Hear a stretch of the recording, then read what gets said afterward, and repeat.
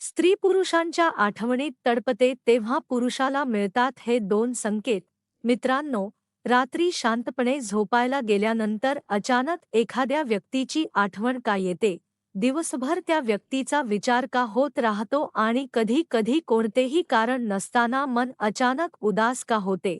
यामागे नेमके काय असू शकते? आजच्या या माहितीमध्ये आपण अशाच काही मानसिक अनुभवांबद्दल जाणून घेणार आहोत. मात्र सुरुवातीलाच एक गोष्ट स्पष्ट समजून घ्या.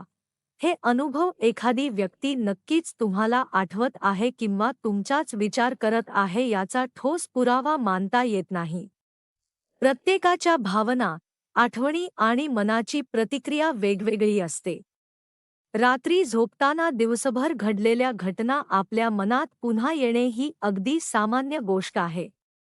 दिवसभर आपण अनेक कामांमध्ये व्यस्त असतो, त्यामुळे मनात दडून राहिलेल्या भावना शांत वातावरणात अधिक स्पष्टपणे जाणवू शकतात. एखादी व्यक्ती आपल्या आयुष्यात महत्त्वाची असेल तर तिच्याशी संबंधित आठवणी अशा वेळी पुन्हा मनात येऊ शकतात. विशेषतः एखाद्या व्यक्तीशी संबंधित एखादी घटना, संभाषण किंवा भावना मनावर ठसलेली असेल तर तिचा विचार अचानक होणे स्वाभाविक आहे. म्हणूनच एखाद्याची आठवण आली म्हणून समोरची व्यक्ती त्याच क्षणी आपल्याला आठवत आहे, असा निष्कर्ष काढण्यापेक्षा आपल्या मनात त्या व्यक्तीशी संबंधित भावना अजूनही सक्रिय आहेत का, हे समजून घेणे अधिक योग्य ठरते.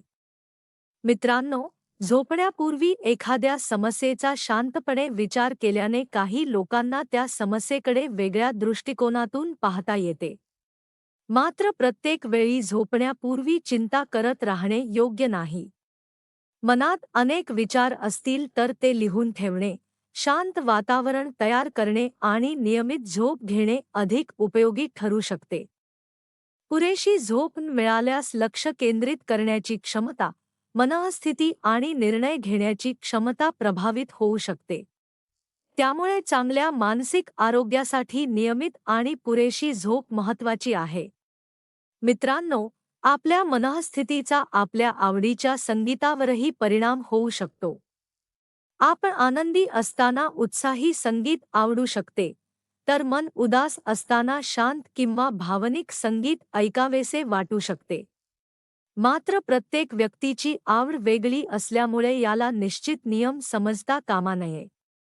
एखाद्या व्यक्तीचा चेहरा वारंवार आठवणे याचाही अर्थ त्या व्यक्तीच्या मनात आपण आहोत, असा थेट होत नाही. याचा अर्थ आपल्या मनात त्या व्यक्तीशी संबंधित एखादी भावना, आठवण किंवा अपूर्ण राहिलेली गोष्ट असू शकते. कधी कधी एखाद्या व्यक्तीशी झालेल्या चांगल्या आठवणी आपल्याला पुन्हा पुन्हा त्या व्यक्तीकडे घेऊन जातात. त्यामुळे अशा वेळी स्वतःला एक प्रश्न विचारणे महत्त्वाचे आहे की मला त्या व्यक्तीची आठवण येत आहे की त्या व्यक्तीसोबत अनुभवलेला एखादा खास काळ मला आठवत आहे.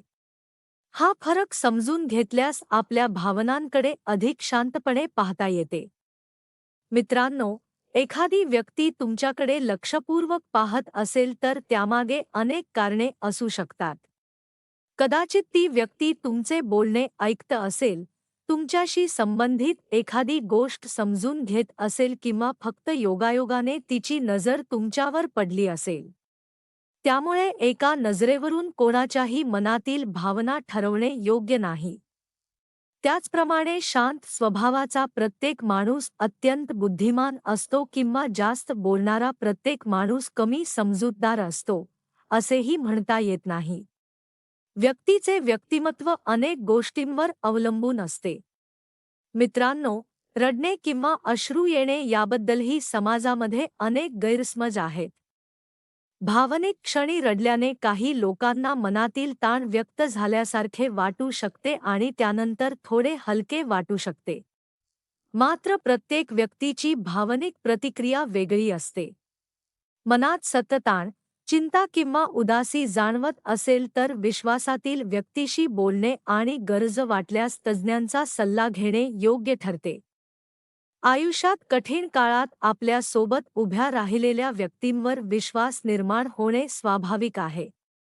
कारण संकटाच्या काळातील आधार आपल्याला त्या व्यक्तीचे महत्त्व अधिक जाणवून देतो. म्हणूनच नात्यांमध्ये फक्त सुखाच्या क्षणी सोबत असण्यापेक्षा एकमेकांना समजून घेणे, आदर देणे आणि गरजेच्या वेळी साथ देणे अधिक महत्त्वाचे आहे. मित्रांनो, एखाद्या व्यक्तीचे बाह्य रूप पाहून तिची किंमत ठरवण्यापेक्षा तिचे विचार, वागणूक, प्रामाणिकपणा आणि इतरांशी असलेले वर्तन पाहणे अधिक योग्य आहे. प्रत्येक व्यक्तीमध्ये काही गुण असतात आणि काही कमतरताही असतात. आपल्या कमतरतांकडे योग्य पद्धतीने पाहिले तर त्यातून शिकण्याची संधी मिळू शकते. आयुष्यात अडचणी आल्या म्हणून आपण थांबायचे नाही.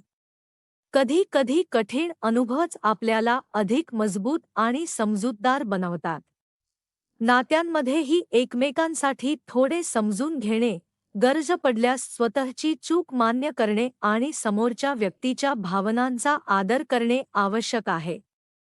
प्रेम टिकवण्यासाठी केवळ भावना पुरेशा नसतात, त्यासोबत विश्वास, संवाद, परस्पर सन्मान आणि योग्य मर्यादा देखील आवश्यक असतात. आता समजा एखाद्या पुरुषाला एखाद्या स्त्रीची अचानक आठवण येते, तिच्याशी संबंधित जुन्या घटना आठवतात किंवा त्या आठवणींमुळे त्याची मनःस्थिती बदलते. तर याचा अर्थ त्या स्त्रीने त्याच वेळी त्याची आठवण काढली आहे असे निश्चितपणे म्हणता येत नाही. त्यामागे स्वतःच्या भावना, जुन्या आठवणी, एकटेपणा किंवा एखाद्या घटनेची आठवण अशी अनेक कारणे असू शकतात. म्हणून अशा अनुभवांना संकेत मानण्यापेक्षा आपल्या मनात काय चालले आहे हे समजून घेणे अधिक शहाणपणाचे आहे. एखाद्या व्यक्तीची आठवण येत असेल तर घाईघाईने निष्कर्ष काढण्याऐवजी त्या व्यक्तीशी योग्य आणि आदरपूर्वक संवाद साधणे हा अधिक स्पष्ट मार्ग आहे. शेवटी मित्रांनो, मनातील भावना समजून घेणे ही एक प्रक्रिया आहे. कोणाच्याही मनाचा अंदाज केवळ नजरेवरून, स्वप्नावरून किंवा अचानक आलेल्या आठवणीवरून बांधता येत नाही. नात्यांमध्ये स्पष्ट संवाद, विश्वास, आदर आणि एकमेकांना समजून घेण्याची तयारी असेल तर अनेक गैरसमज सहज दूर होऊ शकतात. त्यामुळे आठवणी आल्या तर त्यांना घाबरू नका, भावनांना नाकारू नका आणि प्रत्येक अनुभवाचा अर्थ लगेच लावू नका. स्वतःच्या मनाला समजून घ्या आणि समोरच्या व्यक्तीच्या भावनांचा देखील आदर करा.